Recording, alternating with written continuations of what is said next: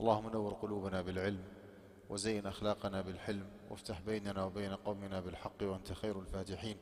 سبحانك لا علم لنا إلا ما علمتنا إنك أنت العليم الحكيم. ثم ما بعد. Assalamu alaikum wa rahmatullahi wa barakatuh. Respected brothers and sisters, Jazakumullah khair for being here tonight. I know that this is something like unusual for your community. Usually you do not get together on a Friday evening. Am I correct? So that's something a kind of like exception for my visit. And sorry for the very short notice. I was not scheduled to be here, but subhanAllah, qadr Allah subhanahu wa ta'ala. We're really glad and happy to be with you tonight, brothers and sisters. And the topic that we'll start discussing tonight is Islamic Finance 101, or introduction to Islamic finance. Let me start with the fact that I do not think we are doing justice to this system when we call it Islamic finance. Because Islamic finance actually is the Christian finance, believe it or not. It is the Jewish finance. Allah subhanahu wa ta'ala is the one actually who created us. Allah subhanahu wa ta'ala is our legislator. He is the one who decides and determines what's right and what's wrong and what's haram and what's halal. Whatever was prohibited in the past for the previous nations is still prohibited for us. Whatever was mandatory for the previous nations to apply is still mandatory for us. We're talking about, for example, Salah, Siyam, and Hajj, and Zakah. All the previous nations, used to do almost the same, maybe different way, different mechanism, different way of doing the Salah and the Siyam, but the concept actually was there. And likewise, prohibited matters before are still the same prohibited matters for the Muslim community. Okay, rules, regulations, guidelines are almost the same. By the way, if you go to Google image, right, and type Mary like dress, Mary, M-A-R-I, Mary like one word, Mary like dress, what you will see there? You will see sisters with hijab. It shows clearly that Maryam alayhi salatu wassalam, the mother of Isa alayhi salatu wassalam, was completely muhajjaba with the same dress code that our sisters, mashallah, are committing themselves to. This is just an example that the hijab that was mandatory in the past is still the same hijab. What does this have to do with our discussion tonight? Yes, we do have a lot of guidelines and restrictions that have to be taken into consideration for any kind of funding system, right? Giving money from one party to another to be taken into consideration. Yes, we know that Islamic finance mandates that whenever you get involved in something, that you know what you will be paying, in advance what you will be getting. You cannot get involved in something that is very ambiguous, you do not know what you will be getting in return. You cannot get involved in something, buying or selling or manufacturing or commissioning in something that is harmful to the society, something that forms a threat to the conviction or to the ethics of the society. You have to make sure that you produce something that is halal, that is beneficial, that adds some value to the society. That's absolutely known. But maybe the most fundamental difference, okay, between the Islamic finance and the non-Islamic finance, or the divine finance if you wish, versus the man-made one, is the prohibition of riba, is the prohibition of riba, interest. So we have to make sure that riba is not involved in any transaction in order for that business or deal or enterprise or partnership, okay, whatever the deal might be, business model. We have to make sure that riba, interest, actually is not there. Well, riba actually is prohibited for Muslims. Riba was prohibited for Christians. Riba was prohibited for the Jewish community in the past. And the fact the Quran itself is the one who documented the prohibition of riba for the Jewish community.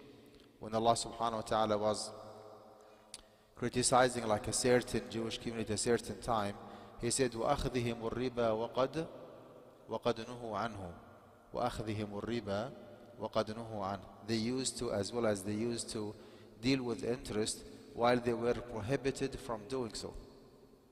You see? Subhanallah. Riba was prohibited for the Jews. Riba was and is still prohibited for Christians, although we do have like a lot of concern when it comes to the authenticity of the Bible that people refer to nowadays. But if you go to what is so-called Bible and read, you will see a lot of verses and quotes that Isa alayhi salatu wasalam and his companions al-Hawariyin were prohibiting their communities from dealing with interest. Well, riba is haram in Judaism, riba is haram in Christianity, riba is haram in Islam.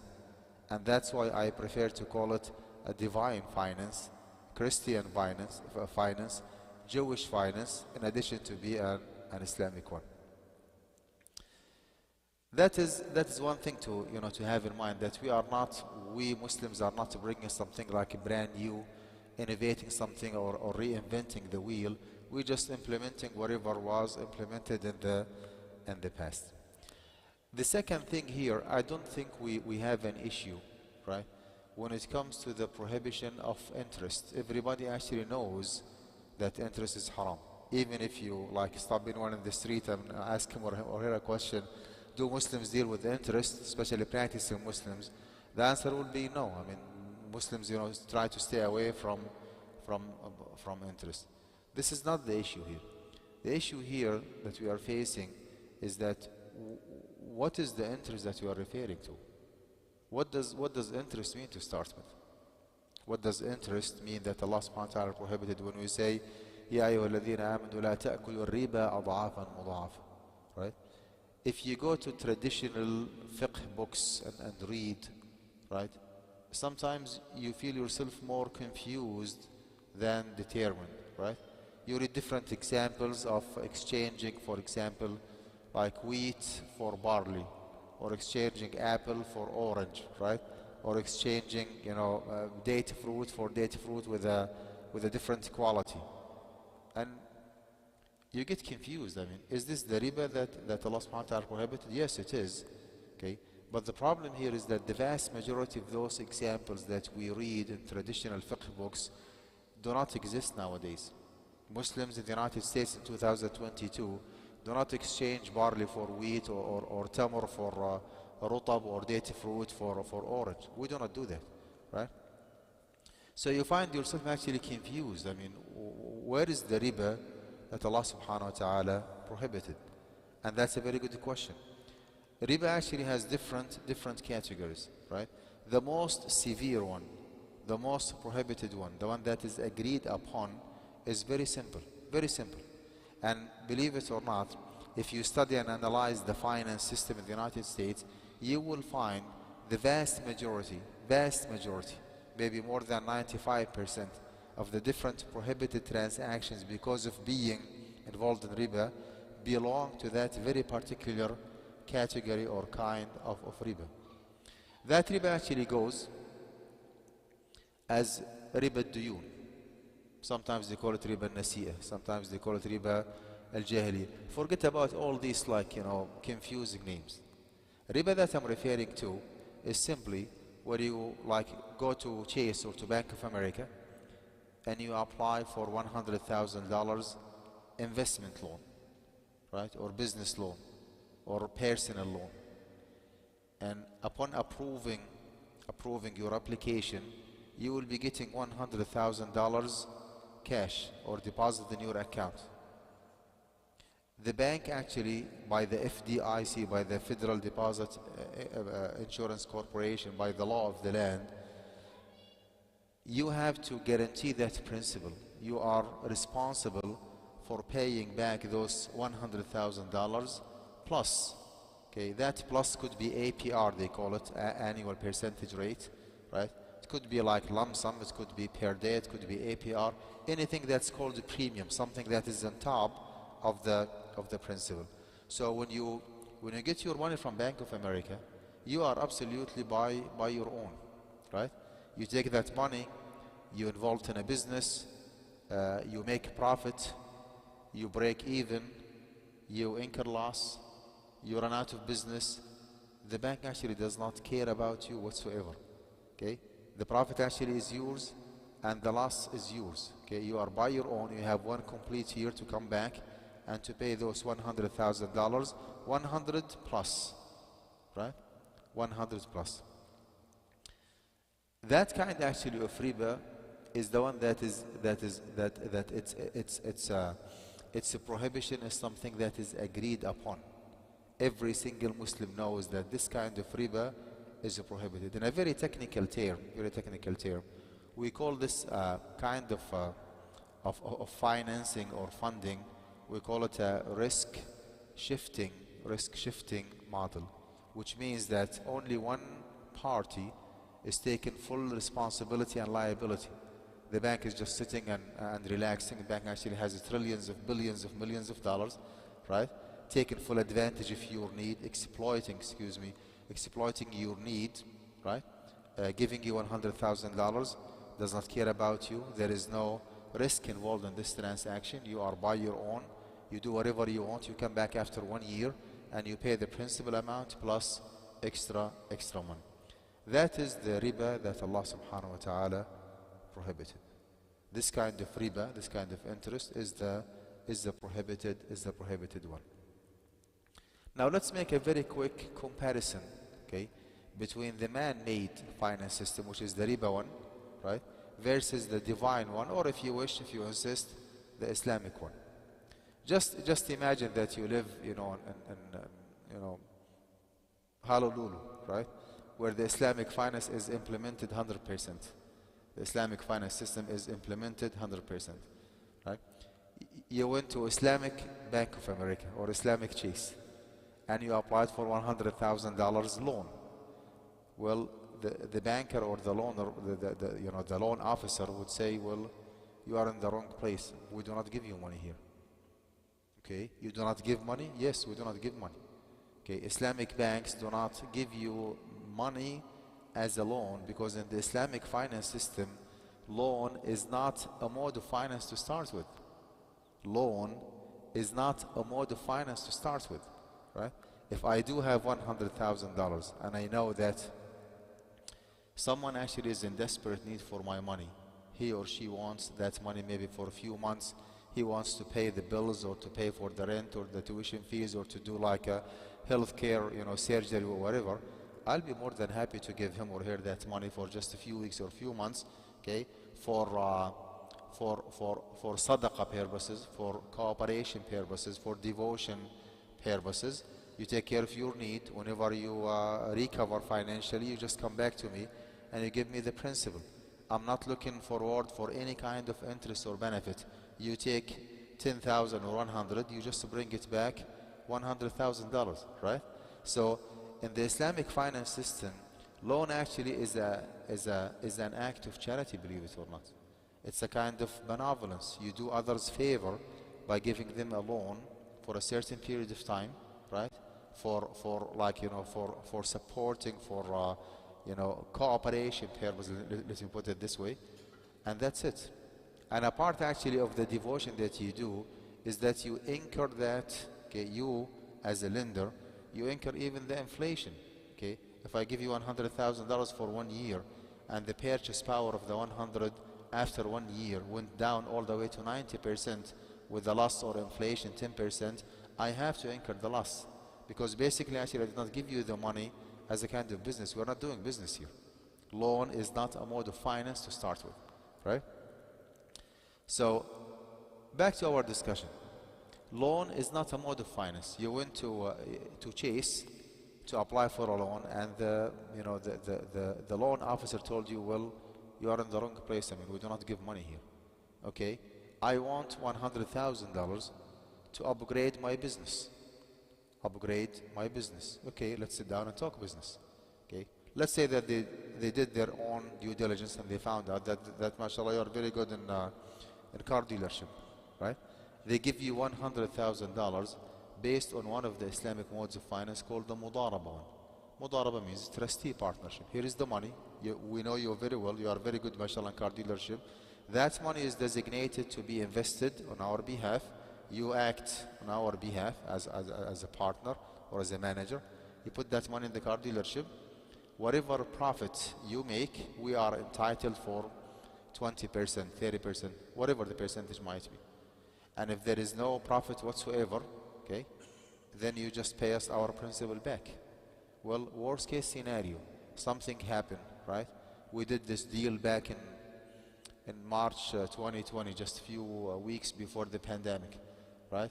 You took that money and the whole US economy and finance system got frozen. You lost the money. You ran out of business, okay? You lost even the principal amount. The bank or the Islamic bank cannot even go after you, believe it or not, asking for the principal. That is the Islamic finance. So if the traditional finance goes with the risk shifting model, the Islamic finance goes with the risk sharing model. That's the difference. With the risk sharing model. So there is no loan involved. There is no one party taking the whole responsibility or the liability. It's a win-win situation or loss-loss situation. If there is a profit, everybody is happy and making profit. If there is no profit, everybody breaks even. Well, if there is an actual real loss, then everybody actually will be losing. That model actually is called the risk sharing one. Risk sharing one. Any Islamic mode of finance has to involve a certain amount of risk that is enough to justify the profit that the financier or the money advancer actually is looking for. Every single mode of finance has to show a certain amount of risk, of liability that is assumed by the financier, by the one who does have the money, in order for him or her to justify the profit that he is looking for. That is actually the riba that I'm referring to. So from now on, whenever we say riba, we are referring to a certain category of riba, and I want you to remember this definition. Okay, riba actually is the premium. I'm going to say it slowly. The premium that has to be paid by the borrower to the lender, okay, along with the principal amount, either as a condition for the loan or for the extension of its maturity. One more time. It is the premium that has to be paid by the borrower to the lender along with the principal amount, either as a condition for the loan or for the extension of its maturity. Condition for the loan means that if you go to Bank of America again, if you are not willing to pay that interest, then your application is disapproved. You cannot proceed with the loan without committing yourself to paying interest. So interest actually is unavoidable. If you are willing to pay 3 APR, for example, 2 more or less, then you're good to go. Here is the money, and you can just proceed. But if you are not willing, if you tell the loan officer that I'm practicing Muslim, I do not deal with interest, okay, good for you. You are by your own. You are in the wrong place. So this is actually as a condition for the loan. Alaikum salam wa rahmatullah. Or for the extension of its maturity, means that it might happen in certain cases that loan actually is given, okay, for a good faith, with no interest from the beginning. And upon the maturity of the loan, interest might be introduced, okay? You read, for example, the reason behind the revelation of the ayah, يَا أَيُّهَا الَّذِينَ آمَنُوا اتَّقُوا اللَّهَ وَذَرُوا مَا بَقِيَ مِنَ الرِّبَا إِن كُنتُم مُؤْمِنِينَ. The very famous ayah that Allah subhanahu wa ta'ala permanently prohibited interest until the day of judgment. What was the reason behind the ayah? Abdullah ibn Abbas رضي الله عنه reported, كان الرجل يقرض الرجل فإذا جاء الأجل قال أمهلني وأزيدك. People used to lend to one another based on interest-free loan. You take 1,000, you give it back to me 10,000. Now, upon the maturity of the loan, whenever the loan is due, the lender would approach the borrower by saying, listen, the loan actually is due. You have 2 options. You either pay me the 10,000, you're good to go, no consequences. Or if you want more time, that's fine. But you need to pay me more money. You need to pay me more money. Or maybe sometimes the borrower would approach the lender by saying, I know that the loan is due, I do not have money. Would you please give me more time? And I will pay you more. فأنزل الله سبحانه وتعالى اتقوا الله وذروا ما بقي من الربا. The bottom line here is that the riba that you are discussing, that is severely implemented in this society, well, all over the world actually, is riba ad-diyun, riba nasiya. It is the premium that has to be paid by the borrower to the lender along with the principal amount, either as a condition for the loan or for the extension of its maturity. Okay, what else? As I said, when it comes to the prohibition of interest, we all agree as Muslims that riba is haram. Now we know the definition of riba. Okay, what is the real challenge that we Muslims actually face in this society here in the USA? What is the real challenge? The real challenge actually is the difference between what we have been learning, okay, in the traditional fiqh books, right, versus the actual real life. Okay, in the real life, in the business, you get involved in different transactions, different contracts, different utility bills. You come across different terms, right, that most of them do not exist in the traditional fiqh books. You came across something called overdraft charge, late fees, right, penalty, interest, commission, honorarium, what else? Different charges. You either find yourself like, mandated to pay to others, right? Or sometimes you get charged by others. How about we said late fees, we said overdraft charge. How about cashback, right? What else? Penalty, commission, interest, and so on and so forth. Now, those technical terms might be the riba that Allah subhanahu wa ta'ala prohibited, and might be something else. Now, our job, before we jump to a conclusion and just pass a fatwa that this transaction actually is haram, we have to just pause, okay, and think about the nature or the structure of the transaction. If we can find out that someone is giving money to somebody else, and the principal amount is guaranteed, and its return, like the premium on top of it, is guaranteed as well. Well, that is the riba that Allah subhanahu wa ta'ala prohibited. Even if it is introduced to you as otherwise. That is the challenge. Even if it is introduced to you as otherwise. Because in the Islamic finance system, we do not honestly care too much about the terms or the terminology that we use in the agreement. What we care about actually is the nature of the agreement, is the essence of the agreement. And that's why the fiqh maxim goes, العبرة في العقود للمقاصد والمعاني لا للألفاظ والمباني. What matters really in transactions is the essence and the reality, not the wording or the formality. So if you tweak some of the terms, if you just remove the term interest and you put the profit, it doesn't make any difference. We do not care about what kind of terms that you use. What we care about again is the essence and the nature of the agreement. So our job as practicing Muslims is to investigate and to scrutinize and to unlock the secret of every single transaction to find out if it is proven that someone is making easy profit, risk-less transaction, advancing money, the money is guaranteed, the principal amount, the return on top of the principal amount is guaranteed.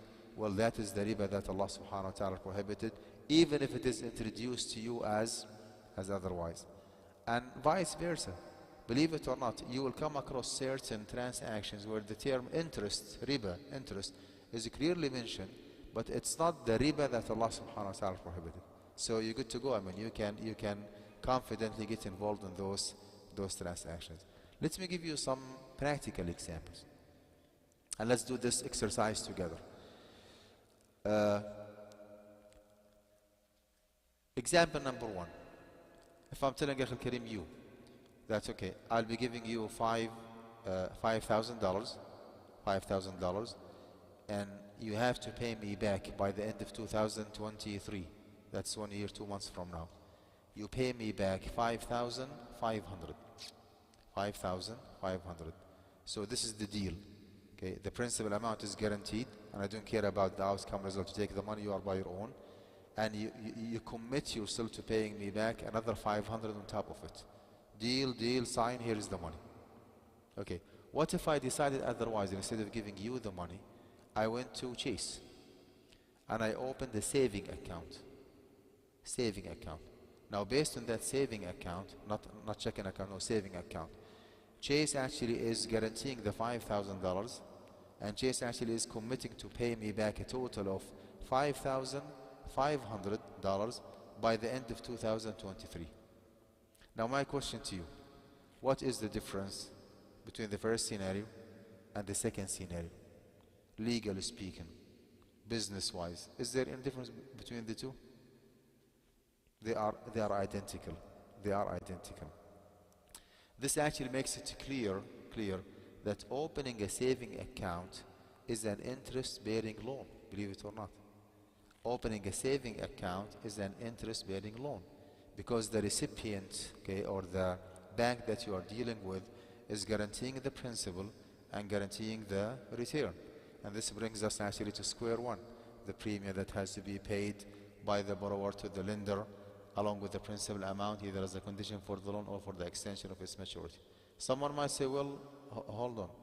Do you want to tell me that I am lending my money to Chase? I have only $5,000, while Chase maybe has $5 trillion, right? Well, my answer is yes.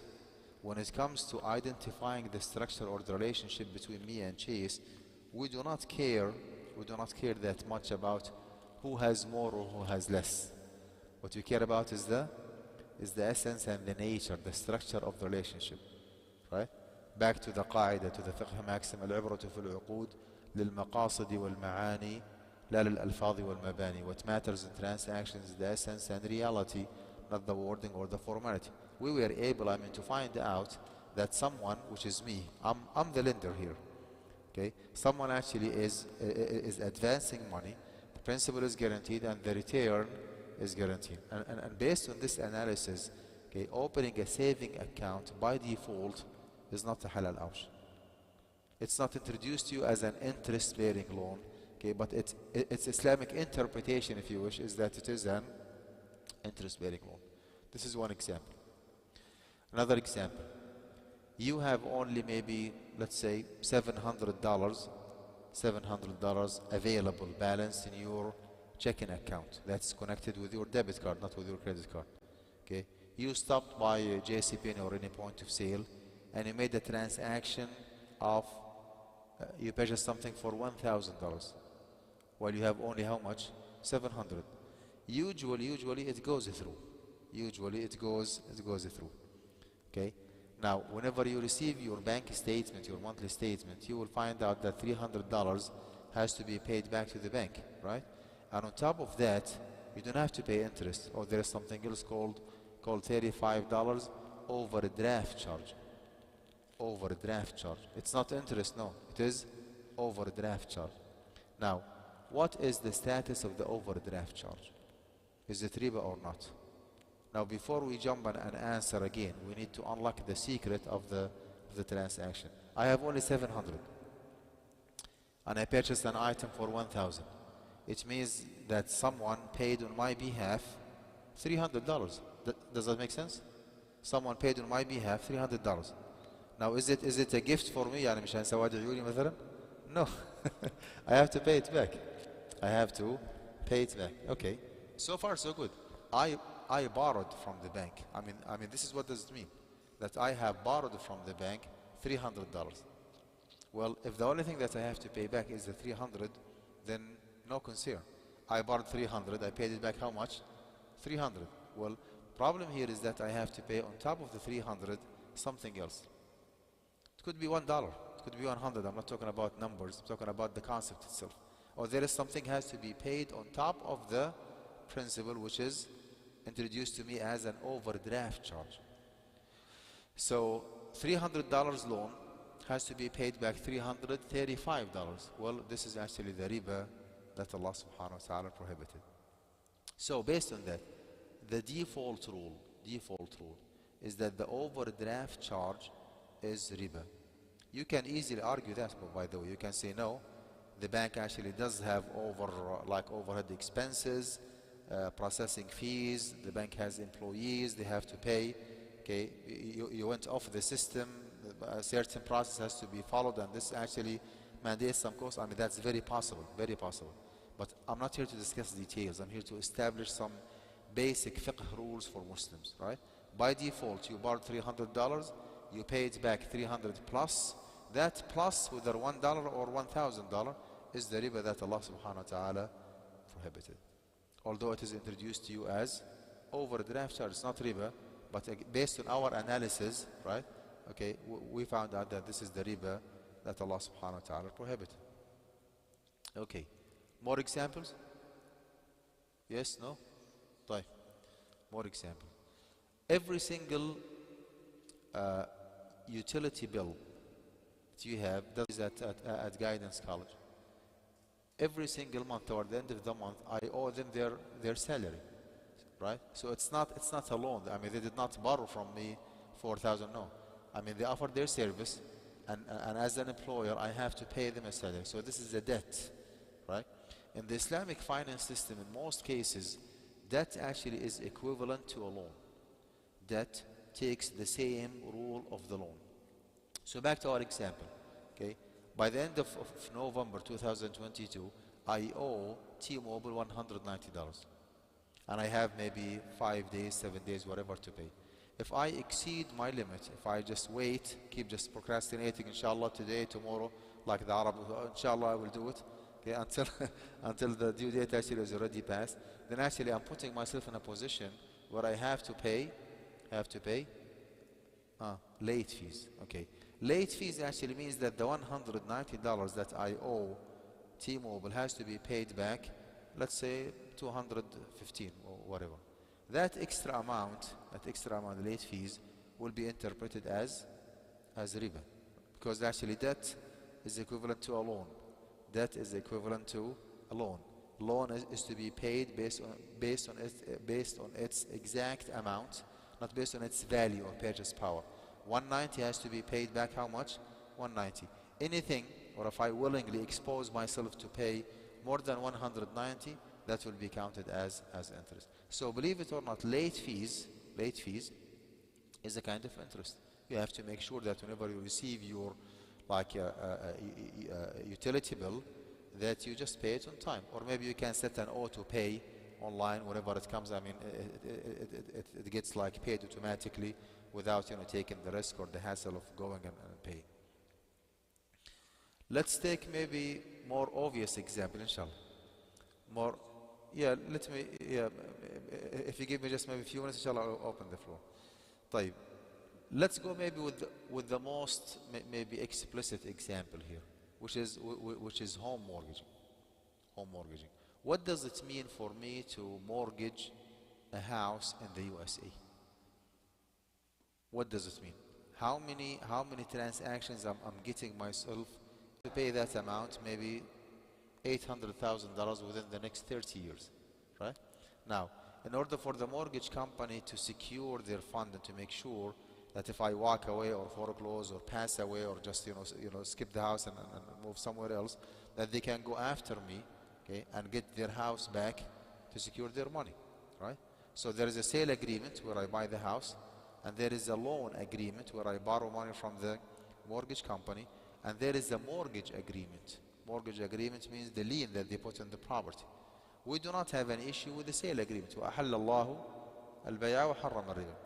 We do have an issue with the loan agreement because the mortgage company does not own the property. Some people actually get confused. I mean, they say, they see, let's say for example, Countrywide or Chase or whatever on the deed of trust. They think that, oh, Chase actually is the owner. No, Chase actually is the lien holder. Chase or Bank of America or whatever is the lien holder of the property and not the owner. You are the owner, right? So this is a straightforward interest-bearing loan. You borrow $500,000, you pay it back $800,000 within the next 30 years. Now the third agreement is the lien one or the mortgage one. Well, we do not have any issue with the mortgage agreement, right? Mortgage actually means that you as a lender, you ask for collateral for something like, to keep it in your position until the borrower comes back and pays you back the money. Have you heard about the pawn shop business in the US? Pawn shop? Okay, you stop by a pawn shop and you apply for a loan. They ask for your watch or your phone, right? Until you come back and you pay them the money, and then you get your item and ma'as-salam, right? So, al-rahan itself actually is halal. It is actually in the Quran itself. وَإِن كُنتُمْ عَلَى سَفَرٍ وَلَمْ تَجِدُوا كَاتِبًا فَرِهَانٌ مَقْبُوضٌ وَإِن كُنتُمْ عَلَى سَفَرٍ وَلَمْ تَجِدُوا كَاتِبًا فَرِهَانٌ مَقْبُوضٌ. So, sale agreement is fine, mortgage agreement is fine, loan agreement is fine, right? Now we ended up having 3 different contracts, together, right? Okay, can we say, okay, 2 of them are halal and 1 of them actually is haram? Based on the democracy rules, we go with the majority. 2 halal against 1 haram, so the deal actually is good. Is that correct? No. In the Islamic finance system, if it is proven that one component of the deal is explicitly prohibited, that component, that segment of the deal is more than enough actually to prohibit the whole, or to ruin the whole deal long, and to make it a haram. So by default, now do not tell me, okay, what is the alternative? Do we have Islamic mortgage? A completely different discussion. But he just established some basic fundamental rules about Islamic finance. By default, mortgaging a house actually is not a halal option. Now let's take some maybe good examples. I mean, all these examples are bad. All of them are haram, riba, right? How about otherwise? Okay. Let me ask you this. What do you think about the cashback? Cashback.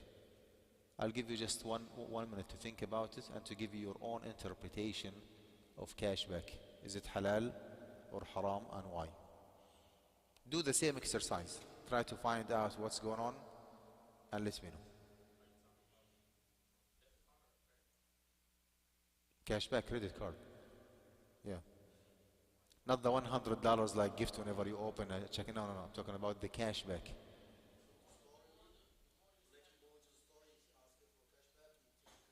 No. Use your credit card and you get some points. Yeah. Interest. طيب. Why do not you take just 1 minute and think about it?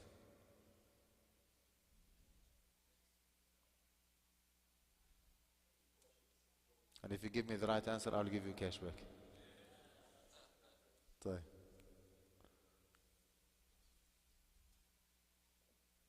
Ready? Sure? Bismillah. تفضل.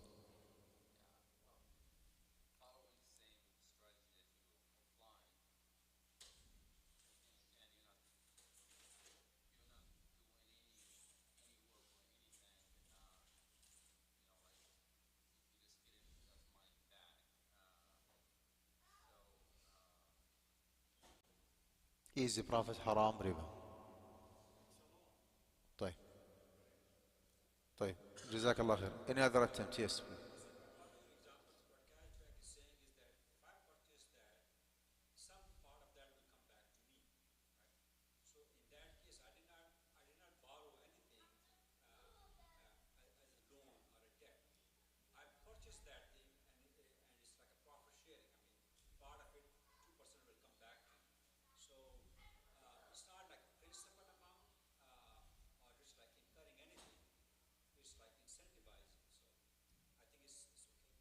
So it is okay, it is haram. طيب, third and تفضل.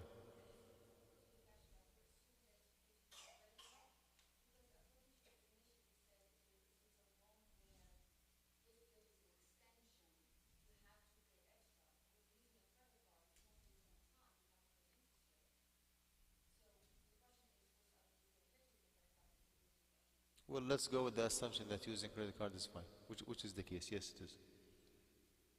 طيب. Okay, تفضل يا أخي. Last attempt, تفضل.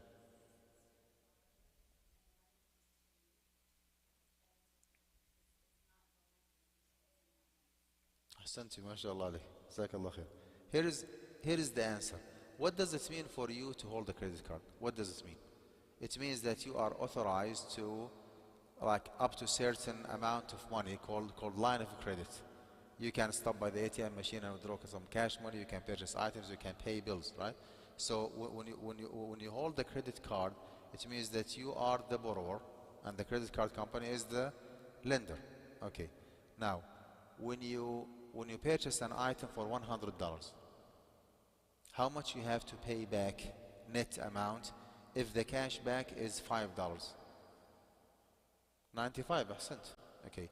If and only if you borrow $100 and you have to pay it back 105, then you as a borrower, okay, you borrow 100 and you pay more. Well, that's interest, right?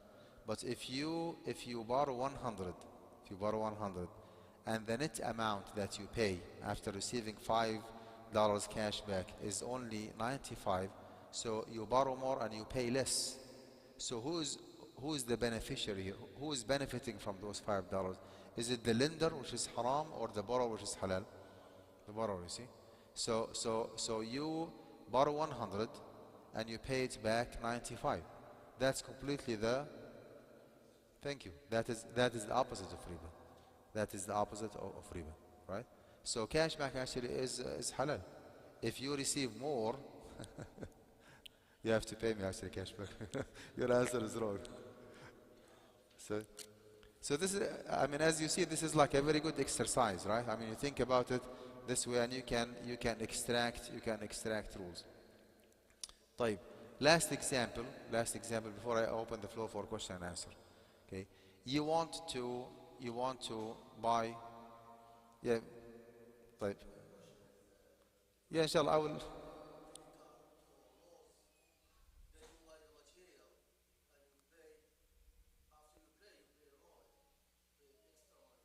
طيب.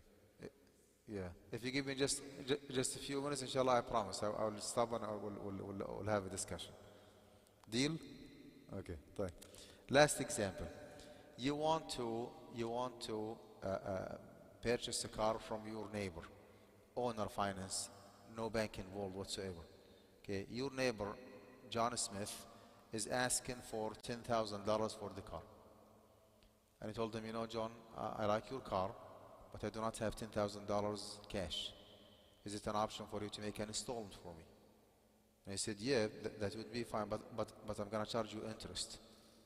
So he pulled the calculator and started like doing his math. He said, okay, it's gonna be $12,000 for 1 year, 10,000 principal like price, and $2,000 interest. And he said, no interest in the agreement. He said, no, you take it or leave it. Here is the deal: $10,000 price plus $2,000 interest on top of the price. Okay, is it okay for you to purchase the car from John Smith for $12,000, 1 year installment? Do not answer. Take 1 minute. Take 1 minute and get back to it. طيب. Take 1 minute. You guys agree? Do not rush. طيب. Just think.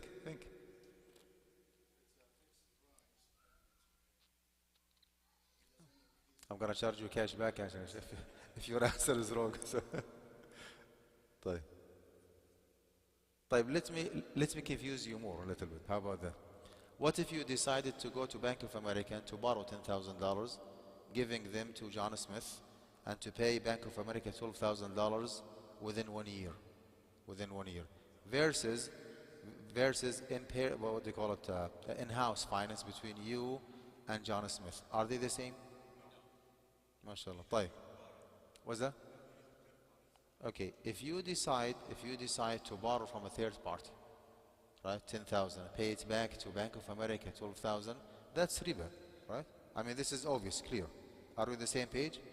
It's not the case if you do an owner finance with John Smith, because there is no loan to start with, right? There is no loan to start with. You are not borrowing money from John Smith, you are purchasing a car. Now, in the Islamic finance system, there are certain scenarios where the time value actually is appreciated. Very few cases. This is one of those cases where the time value is appreciated. We call it تكلفة الفرصة البديلة, or the opportunity cost. Opportunity cost means that if John Smith has decided already to sell that car for $10,000 cash to XYZ, he was able to take that 10,000 and to make some business and make profit $2,000 within 1 year. He has compromised that opportunity to make you happy as a neighbor. So you need to compensate him for that money. Now, if the market value of the car is $10,000, you went to KBB or to CarMax and you did your research, you found out that the market value of the car is 10,000. Does he have the right to ask for $12,000 cash? Say it, yes or no? Yes. And it's his car. You take it or you leave it. Okay. I know that this car is for 10,000, but I'm asking for 20,000. If you don't like it, مع السلامة. Right. Well, if he has the right to charge you $12,000 cash for a car that its market value is only $10,000, why does not he have the right to break down those 12,000 on 12 months? You see the logic here, right? So owner finance is halal, even if there is an extra price. So having two different prices for the same commodity based on the payment plan is permissible. Having two different prices for the same commodity based on the payment plan is permissible. Okay, there's something called the spot sale versus credit sale, right? Spot sale 10,000, our example. Credit sale is 12,000. Now, can you see the pattern here? We do the same exercise every single transaction. You pause, you think, you try to interpret or to unlock the secret of that transaction from an Islamic perspective. If you can deduct or find out that someone is giving money and that money actually is secured, right? Secured, riskless transaction, and the return on top of the principal is secured and guaranteed, that is the riba that Allah subhanahu wa ta'ala prohibited. Now your non-Muslim friend might ask you a question, right? Why interest is prohibited? Why interest is prohibited? Okay, if you go to Wells Fargo and you take $100,000, you use it for 2 or 3 years, you pay them back 3% APR, and you make 10-15% profit. It's a win-win situation. Everybody is happy, right? Why Allah subhanahu wa ta'ala is stopping us from having a wonderful life and just benefiting one another? That's a very good question. What you have mentioned actually here is only one scenario that does happen in the real life. Well, we have some other severe scenarios that you did not take into consideration. It does happen every now and then that you take money, right? Or you have a business. You do not make 10% profit or 100%. You make 10,000% profit. And wallahi, I mean what I say. A friend of mine in Houston, Texas, he's like a wholesaler, right? He told me that I import pants from, excuse me, like a kind of like useless pants from overseas, from China, مش عارف أي مكان. Anyway, long story short, I pay out of pocket $1 per piece. How much? $1. And I sell it for $100. So every single dollar that he pays out of pocket, he receives it $100. $100. So his like net profit is how much? What's that? 10,000%. Every single dollar he pays out of pocket, he receives it back $100, right? Imagine that this individual was borrowing money from Wells Fargo for only 3%, APR. Is it fair for him and for the bank to give the bank only 3% while he is enjoying 10,000% profit? I do believe that there is a lot of injustice actually involved here. Now, this is one extreme scenario. Let's go to the other extreme scenario. Okay, how about those people who borrowed money just a few weeks before March 2000, as well as interest on top of it? It is absolutely unfair, right? So my answer here to those who are asking why Allah subhanahu wa ta'ala prohibited interest, because whenever interest is implemented in any society, okay, it does bring a lot of injustice with it, a lot of damage to the economy, a lot of exploitation, taking advantage, and oppression against people. Okay, and one of the main principles, if not even, believe it or not, even the main reason, according to the Quran itself, behind sending prophets and messengers to humanity, in addition to worshipping Allah subhanahu wa ta'ala, is to establish justice. لقد أرسلنا رسلنا بالبينات, Surah Al-Hadid. لقد أرسلنا رسلنا, we have sent our prophets with the clear evidences. وأنزلنا معهم الكتاب والميزان, we sent with them the books, like the scriptures, and the mizan, the scale. Why? ليقوم الناس بالقسط, subhanallah. ليقوم الناس بالقسط. So people actually would apply justice. And when you implement riba, you are just damaging and ruining the justice that Allah subhanahu wa ta'ala want to establish. And that's why when Allah subhanahu wa ta'ala prohibits riba, it is prohibited every time, everywhere. Whether the percentage is 3% or 300% riba, it does not make any difference whatsoever, right? Drinking actually is haram. You drink like one glass or one cup or 100, doesn't make any difference. Stealing actually is haram. Haram every time, everywhere, regardless of the amount that you steal. Dealing with interest, well, likewise, is haram every time, everywhere, regardless of how much riba you charge or you get charged by others.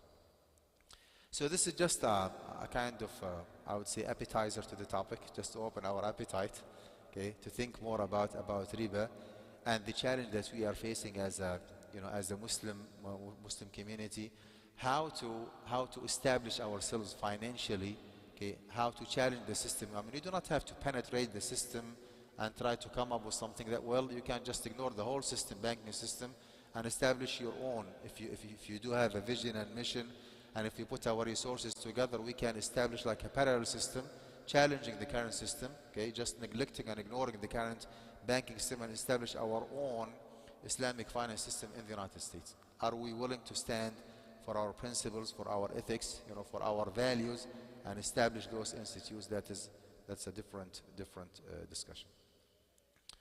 So I've been talking for maybe 1 hour. Was that? يلا طيب حاضر إن شاء الله. I'll get back to you. Okay, how late you can stay here? And I got my dinner, my coffee, so I'm good. سلام هي حتى مطلع الفجر. Can you? طيب. Can you? You know what? Let's move on. Let's move on. طيب. Let me suggest the following. Should we open the floor for question and answer now, or talk about guidance college for just a few minutes before we move on? Guidance. You know what? I'll take a few questions, inshallah, and we'll get back. Let me start from my right side. One question per person. One question. Yes, go on.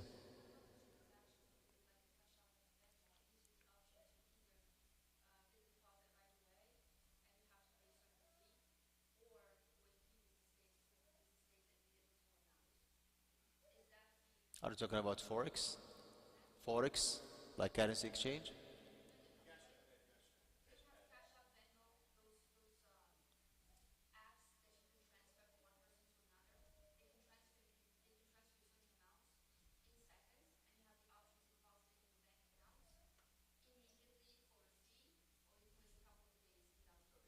There is no loan involved to start with.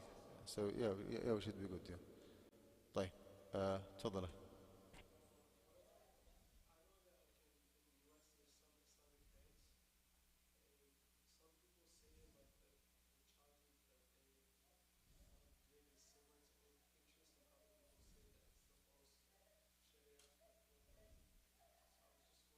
Talking about the Islamic mortgage companies.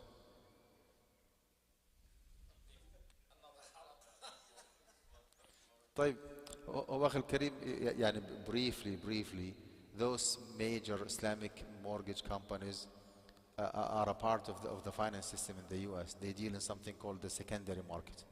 They sell their contracts to Freddie Mac and Fannie Mae and get their money cash back because they do not have the ability of waiting for you as a customer for 30 years to pay Universal Islamic Financial or Guidance Residential.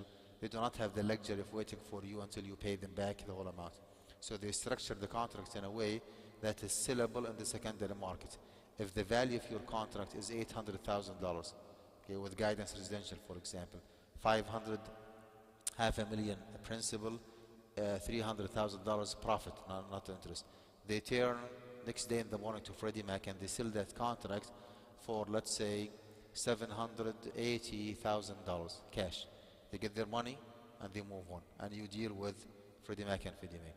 Problem here is that those semi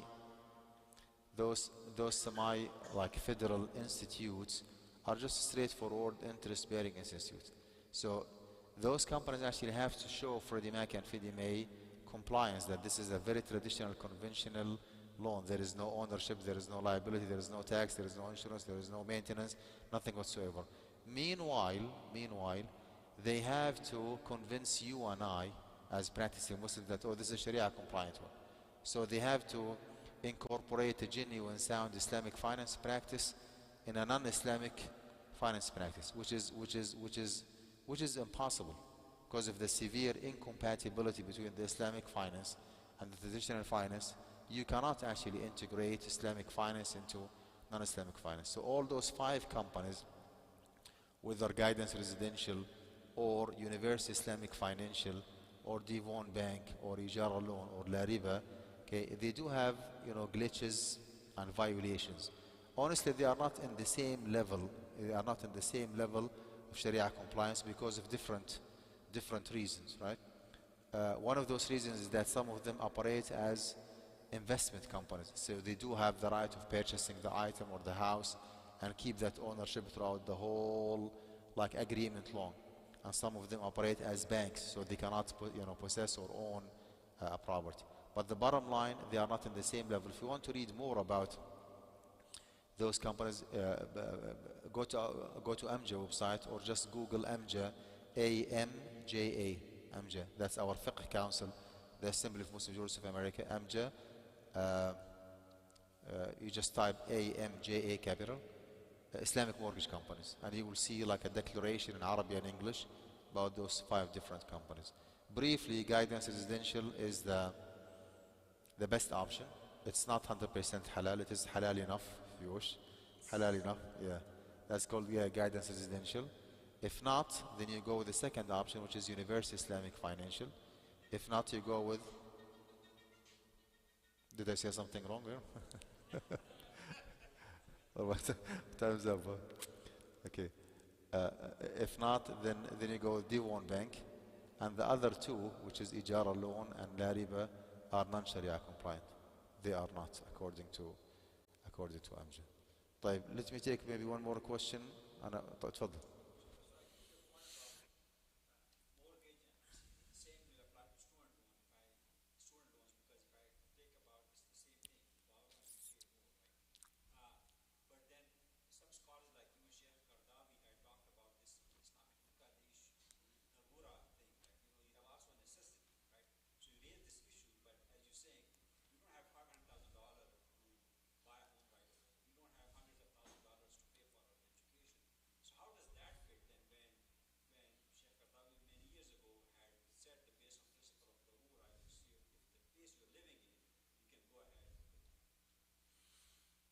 There is difference between borrowing money for education and borrowing money for mortgaging a home. The fundamental difference is the availability of the alternative, which means that if you do not have an Islamic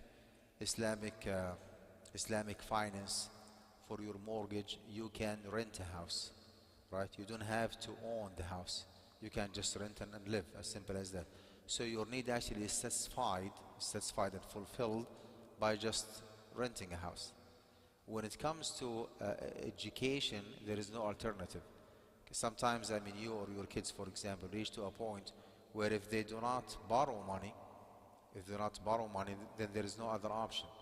No financial aid, no scholarship, no grants, no subsidized loan. The only option is the unsubsidized loan. And if they do not take that loan, then they are out of the program. According to our fiqh council, according to AMJA, if a Muslim student reach to a point where he or she cannot pursue a degree, higher education, undergrad, master's, PhD, postdoc, MD, whatever the level might be, without borrowing money with interest, if this is the only option for him, then borrowing money could be interpreted as a kind of darura, as you said. But this is for this is for higher education and not for mortgaging. What's the difference? The availability of the alternative. Okay, if there is no Islamic home mortgage, right, then you can rent. But if there is no loan, then you are out of the college. So you can borrow money. You can borrow money for education, but you cannot borrow money in a haram way for mortgaging a house. This is the difference. And this is not my personal position. This is the official position of our fiqh council, the Assembly of Muslim Jurists of America. When it comes, Habibina, to 401k, what was your question? I'm sorry.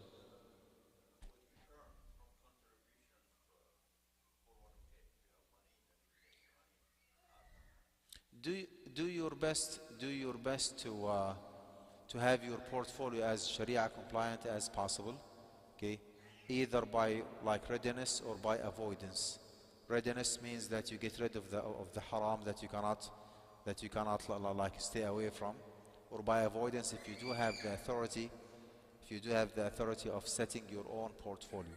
In the real life, you do not have that authority to set your own portfolio, right? You just choose between different portfolios. Be as conscious as possible in making decision. Run your portfolio by any of those Muslim-owned, socially responsible mutual fund companies. They can give you at least a kind of like analysis of what's going on. They can, break up the portfolio and find out what's going on here, what kind of instruments, what kind of haram, what kind of halal. Let's say, for example, that you reach to a conclusion that the best you can do is to keep 20% bonds, derivatives, haram, options, futures or whatever, versus 80% halal. Just keep it as is. Keep it as is. And every single year you need to dispose 20% of, in our example, 20% of the profit of the portfolio that comes from haram, and you pay zakah on the rest, okay, of the portfolio, and that's actually the best you can do. We can discuss it actually further, because this is a topic by itself, but this is actually briefly what I have in mind. But let me take just a few minutes, if you do not mind. Who did pray Salat al-Jum'ah here today? Jum'ah. MashaAllah. Okay. I was talking about the importance today of disseminating authentic and relevant Islamic knowledge to preserve the Muslim identity for generations to come, and the importance of establishing institutes to immerse our new generation in that spiritual environment. And I just briefly refer to Guidance College as one of those attempts who are trying its best to fulfill that responsibility. Guidance College actually is an Islamic university. We are working diligently in getting our accreditation in the USA. As of today, actually, we are not accredited yet, but inshallah we are working on it, and it is actually our top priority. Inshallah, you will be hearing some good news soon that Guidance College actually is or became an accredited. Guidance is an evening and weekend university, and we do this actually purposely. We do not want our students to be busy through the day with us. I want you to go to your own college or to your own business, your own job, and in the evening, from the convenience of your home, you can just log in and take some classes online. It's purely just online. Go to guidancecollege.org and read more about the program. We have bachelor's degree in Islamic studies for the second and the third and the fourth Muslim generation, as well as for the new reverts to Islam. Alhamdulillah, maybe I would say, almost 60% of our student population are females. Alhamdulillah, I'm so proud of, that we are able to reach out to our sisters and to, have them, join Guidance College. Good percentage of our students are new reverts. new Muslims who came like new to Islam, and they found out that guys, alhamdulillah, is the right place for them. A few years ago, we purchased 18 acres of land. We were discussing with Abu Abdurrahman Abu Al-Walid today. 18 acres of land. Alhamdulillah, we have a master plan to build a masjid, actual, real, full-fledged masjid. And the second floor, will be the main office of Guidance College. We do have a plan to bring at least the Houstonian students to campus and to offer like traditional classes, like in-person classes. We do have masters in Islamic education to enhance the education in the US within the Islamic school system. We do have high school. Inshallah. Okay. No, which is good. We do have high school dual credit, bachelor's degree in Islamic studies. We have masters in Islamic education and another masters in Islamic finance and economics. So what I presented in those like 35, 40 minutes actually is just as a kind of appetizer of what we offer in this program. Guidance College actually is a 501c non-for-profit organization. So donation actually is, they call it tax deductible, as well as it is an eligible zakat recipient, paying zakatul mal, the actual zakat that you pay in the month of Ramadan to support Guidance College, either under al-fuqara and al-masakin. Alhamdulillah, we do have a lot of students who cannot even afford paying the tuition fees, and I always say that alhamdulillah, we did not in the past, we do not in the present, and inshallah we will not in the future turn down any application for admission because that student cannot afford paying the tuition fees. Alhamdulillah, our job is to educate, is to train, is to accommodate, is to help, is to support our students and not to charge them. So under al-fuqara al-masakin you can pay, under fi sabilillah as a project you can pay zakat al-mal. What else? Under al-mu'allafati qulubuhum, new Muslims, you can pay the tuition fees. This is actually the project that we are working on behalf of the Muslim community, right? And for the sake of pleasing Allah subhanahu wa ta'ala and to serve the Muslim community as well.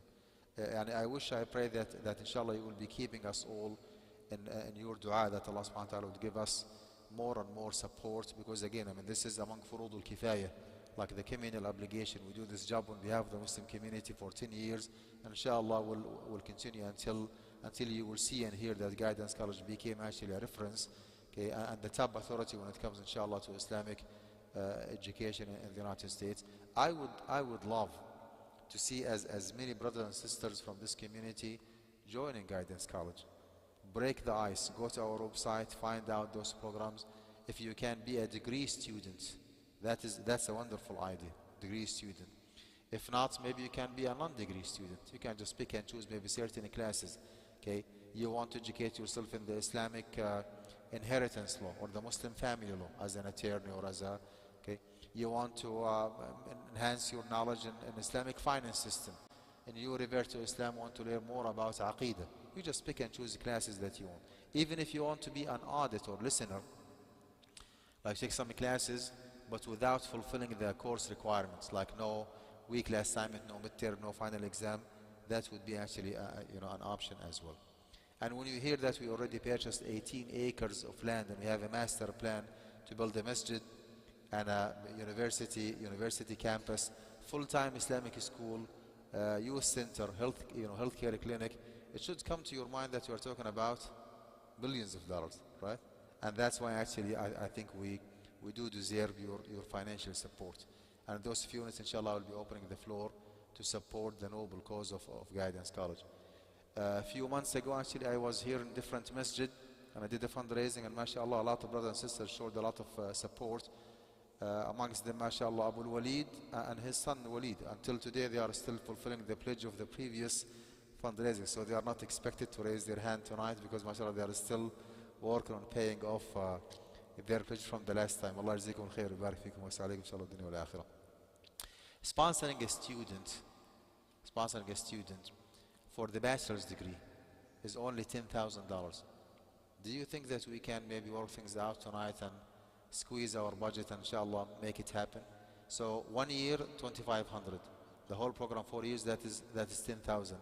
Anyone who is inshallah willing to make it happen and say, yes, I can sponsor a student maybe for 4 years, 10,000, or 2 years, 5,000, 1 year, 2,500.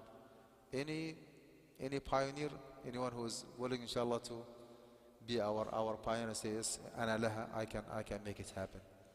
How about 5,000? Can we sponsor? You know what? Can we sponsor a student tonight? 10,000? Do you think it is doable? Maybe. Right. Let's try. Any volunteer? Anyone want to start? How about 1 year? 2,500.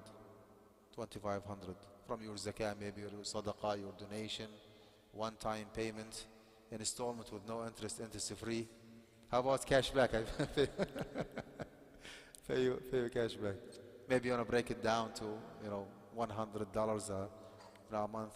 Anyone, inshallah, who's willing to make it happen for the sake of Allah subhanahu wa ta'ala, to give us like a strong push, because again, we are like working on behalf of the Muslim community. And this is actually among the sadaqah jariyah, right, that Prophet ﷺ was referring to. إِذَا مَاتَ ابْنُ آدَمَ انْقَطَعَ عَمَلُهُ إِلَّا مِنْ ثَلَاثٍ.